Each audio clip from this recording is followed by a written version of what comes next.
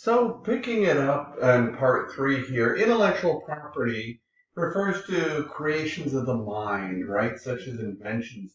There's literary and artistic works, designs and symbols and names and usages used in commerce, etc., right?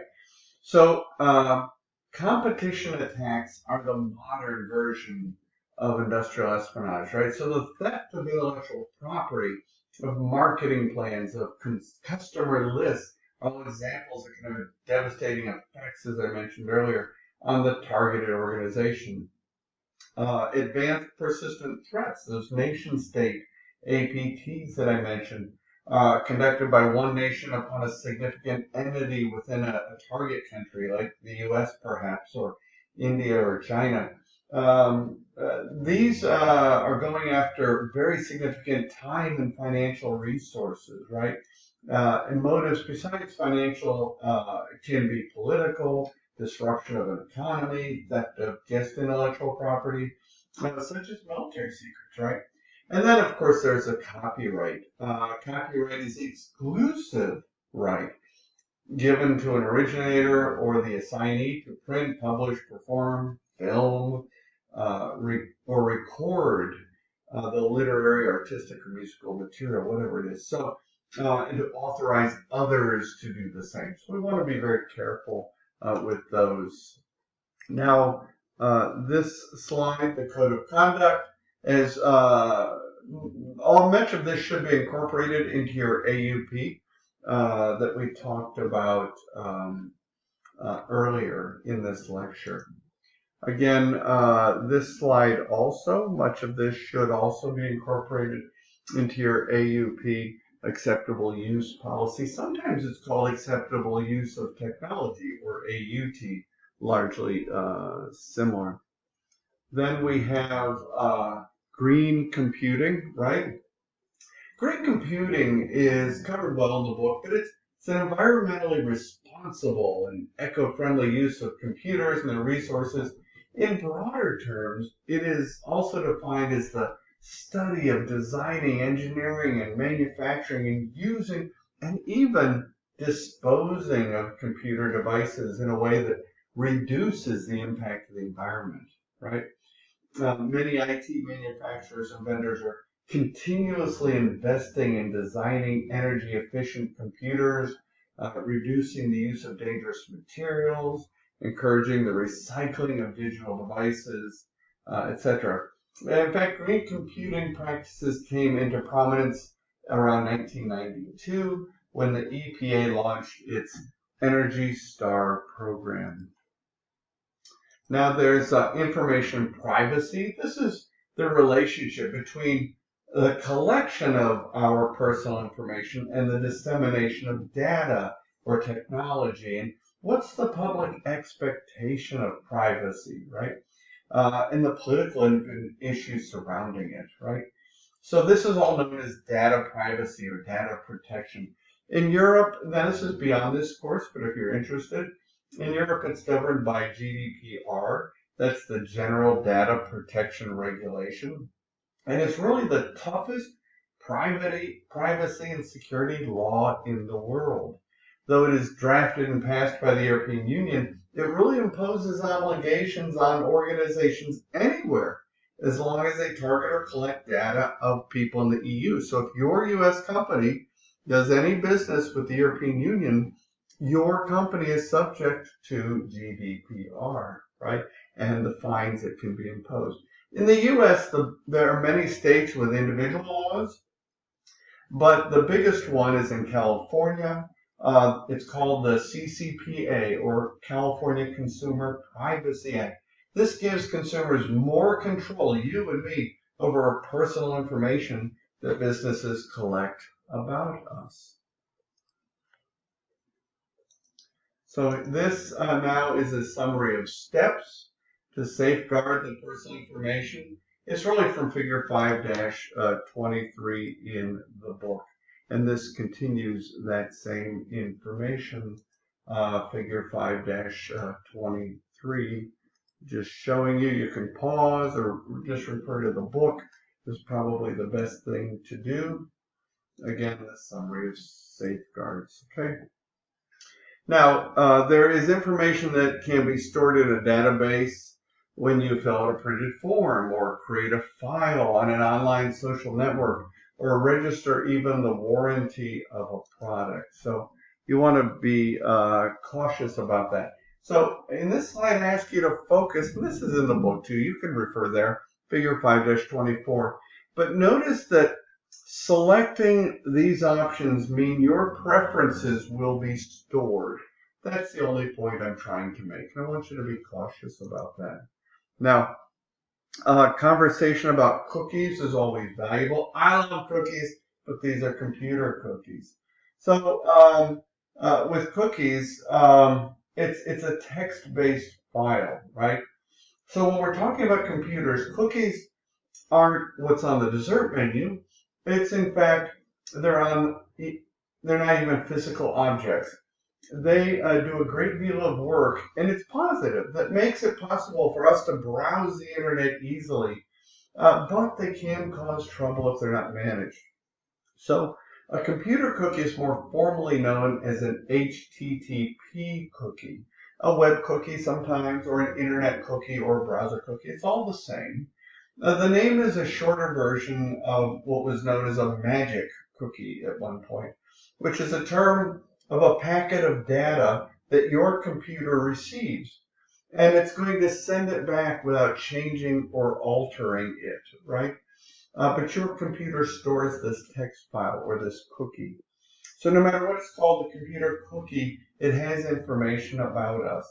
So when we visit a site, the website sends the cookie to your computer stores it in a file that's located inside of your browser.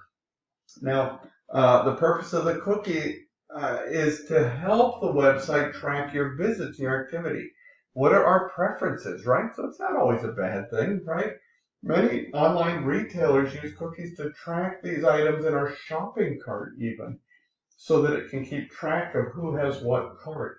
Without cookies, your shopping cart would reset to 0 every time you clicked a new link on the site, right? So it can be positive.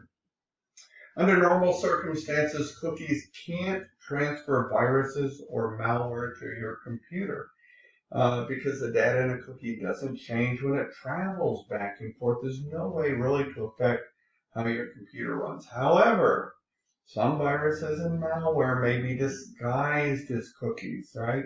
Super cookies can potentially cause security concerns, and many browsers often block them. Or a zombie cookie, it's a cookie that recreates itself after being deleted, making zombie cookies tough to manage, right? So be aware of that. Now, in information privacy, right, all I did was summarize in red what was in your book in figure 5-25, is that this is how cookies work. Your browser is first going to search your hard drive for the cookie, the text file. The browser finds the cookie and sends it to the server hosting the web page. So if you went to walmart.com, it's going to send that cookie to Walmart. There's your preferences and what's in your cart if you have anything. If the web server doesn't get your cookie, it's actually going to create an ID and it's going to send it back to you. And the browser that you're using will create a cookie from that ID, and the website can then update that on your hard drive. Just a text file, and again, generally very useful. Now, phishing is a cyber transitioning to phishing about information privacy. Phishing is a cyber crime in which a target or targets, you for example, are contacted by email, by phone, by text message, by someone posing as a legitimate institution like Chase Bank or something, right? And they're really just trying to trick or lure you. And then there's this term called clickjacking, which is malicious practice of manipulating website. Like what it does is it puts its own IP address on the link, and when you click on the hyperlink, right, you end up going to their malicious site as opposed to where you wanted to go. That's called clickjacking, taking over the site. Okay. Spyware and adware were previously discussed topics, so review this slide. One new idea, though, is that on mobile devices, adware is now called madware, M being for mobile. So adware becomes madware, but otherwise these topics were previously discussed. Now, social engineering is addressed here and also in the book. Please refer there. But examples of social engineering range from phishing attacks, which we just talked about, where the victims are tricked into providing confidential information, like phishing would be voice over IP attacks to try and get you to do something, where they want to sound urgent, like call me back, give me this information. And people want to help. They want to do the right thing, and they do. It's official sounding and in phishing, official sounding voicemail, which convinces victims to act quickly or suffer the consequences. There are other forms of social engineering, like physical tailgating, where somebody's going to follow you through a locked door that requires your ID, and they don't swipe theirs. Well, how do you know? That would be tailgating. There are here listed some common laws. I think they're covered well in the book, so I would ask you to refer there to those. I did want to address content filtering, which is addressed in the literature. What is content filtering then? Well, it's web content filtering. And I mentioned this in our web filtering discussions in a previous lesson. But web content filtering is a practice of blocking access to the web content that may be deemed offensive or inappropriate or even dangerous. Right? This is done through web filtering, discussed previously in content management. So this content filtering is a program that blocks all sites or pages that you deem inappropriate. You can do this with your children at home, on your home network, perhaps, or it's done at work to you. You're subject to web filtering. So these sites may be dangerous, or they may be distracting, or they can even be unsavory, right? With most content filters, you're able to block specific sites or use keywords to block associated content. Say, for instance, you want to block sexual content. You would use a keyword filtering with related words such as sex or porn, and you would use that to block all searches related to those terms, right? A content filtering tool is GoGuardian Admin. You might want to look that up if you choose to. So this is a little bit about the web filtering software that restricts access to specific websites. Now, there's employee monitoring does happen. It involves the use of computers. Companies are allowed to monitor employee activities. That pretty much sums up Chapter 5 in security. Again, this chapter permeates all the other chapters that we have in this book. So don't just think this is a one and done. Consider this chapter every time you read or contemplate another. I thank you for your time. I've enjoyed the class so far. I hope you have too. Write me if I can be of any assistance. I look forward to being a part of the team and making your time at the University of North America a big success.